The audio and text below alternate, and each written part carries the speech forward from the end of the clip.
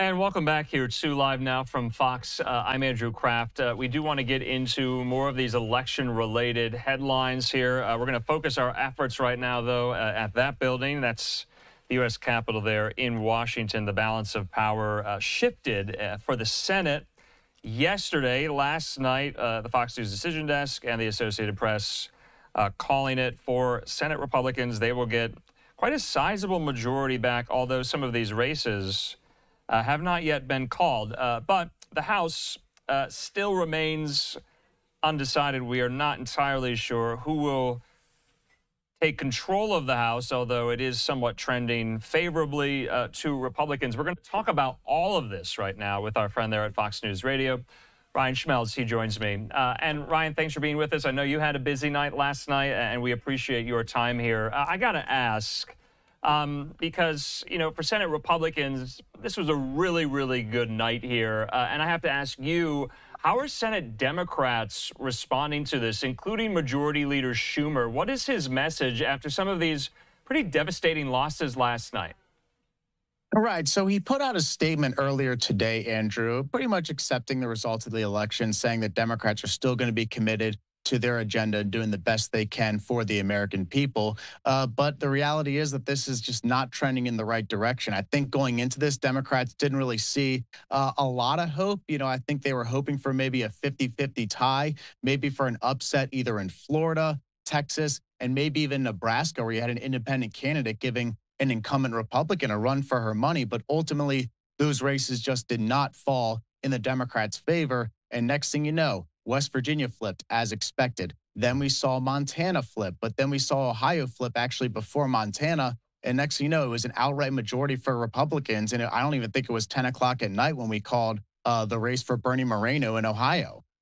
So, Ryan, we have the kind of head-to-head here with Moreno and Sherrod Brown. Sherrod Brown losing last night there. And this was a pretty comfortable lead for Moreno. You know, some Republicans are saying one of the other winners of the night was Senator Steve Daines. Why?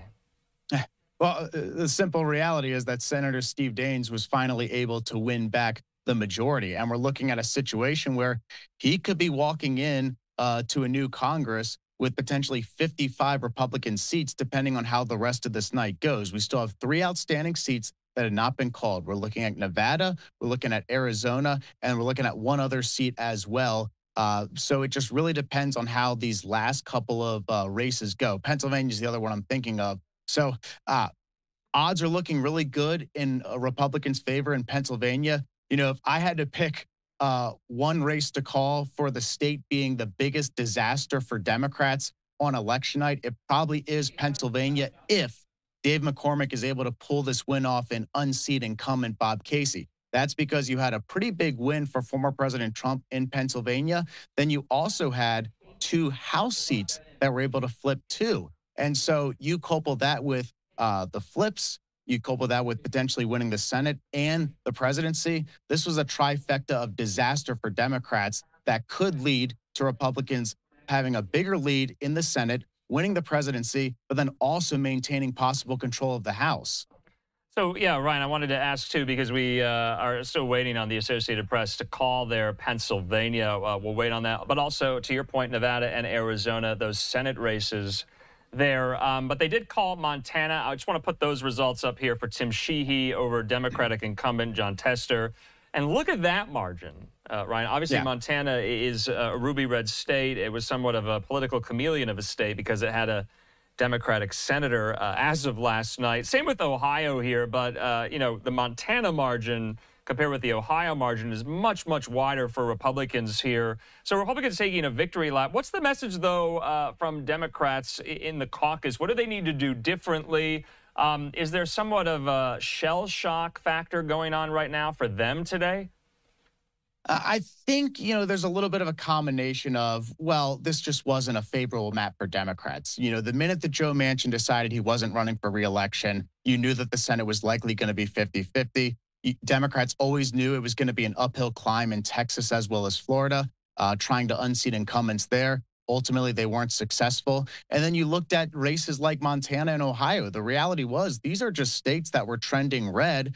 And then you also had former President Trump, a presidential candidate, also on the ticket with them, which oftentimes can drive party turnout for whatever party that state is favoring. So when you take in the fact that Ohio was a trending red state, Montana's a trending red state, and one thing that gets lost in this when we talk about Ohio and Montana is that John Tester and Sherrod Brown have been two senators who probably have really benefited from running against weak candidates in the past. Republicans did not make that mistake this time around. John Tester ran against a very good candidate in Tim Sheehy, who was ultimately able to ride Trump's coattails to victory. And then you also had Bernie Moreno, who, there was actually some primary funding from Democrats where they tried to make him the nominee because they thought he was the weakest candidate out of the two other candidates that he was running against. But that ultimately ended up backfiring because Moreno was able to take advantage of the fact that Ohio is trending red, take advantage of Donald Trump's very big win there. And then he had a pretty well fundraised campaign, too. So while Sherrod Brown was somebody who is known for being a good campaigner and a good fundraiser, he couldn't overcome the fact that this was not a good year for Democrats across the board, not just in Ohio, but you saw states across the country just go for Donald Trump at a pretty wide margin. Yeah, and usually, Ryan, in these cycles, a rising tide lifts all boats. The principal on the ticket, whoever the candidate is at the presidency, lifts up the down ballot races. I mean, we saw that last night with Trump and some of these down ballot Republicans. You didn't see that necessarily with Harris and some of these down ballot Democrats as well, although Democrats must be breathing a sigh of relief for Wisconsin in the Senate race there. Tammy Baldwin keeping her seat very, very narrowly.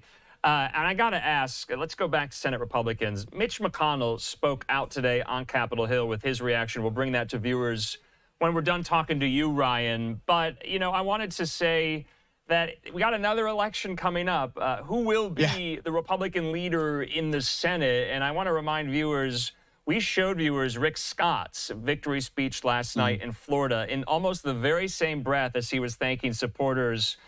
He reminded them of the fight next, of the fight ahead. And that's, of course, he's put his name in the running to replace and succeed McConnell. But so have some other senators here. Is this the next fight you're watching? It is, because we're going to see this the minute we get back. And we actually have some somewhat breaking news here right now. That's that the Fox News Hill team has learned that House Speaker Mike Johnson is going to be running again for Speaker. So you see it right there. Liz Elkind reported this earlier, as well as Tyler Olson, one of our Capitol Hill producers. Johnson is pretty much declaring victory in the House, and he's expecting to win. So Johnson's going to run kind of on a split ticket with Steve Scalise. And Steve Scalise, who's going to try to be majority leader once again, actually put out a statement or sent out a letter that kind of outlined his first 100 days agenda for House Republicans when Congress starts next session. So we're expecting an extension of the Trump tax cuts, an unleashing of American energy by mandating lease sales, opening federal lands, and then also a surge of resources down at the southern border, including Trump border wall funding, new detention technology, and bolstering Border Patrol and stopping the flow of illegal immigration. That's kind of what some of the excerpts we gained from Scalise's memo that he sent out to some Republicans. Yeah, and, I might be putting the cart before the horse here. I just wanted to bring up one more thing on the Senate. J.D. Vance is now the vice president-elect. He was a senator. He still is senator as of last night. Yep. That means there's another vacancy in the Senate. Now, how does that all work here? Now that J.D. Vance is going to the Naval Observatory, to the White House with Donald Trump, where does that play into the makeup of the Senate right now? Will it still be a Republican seat? And who appoints that?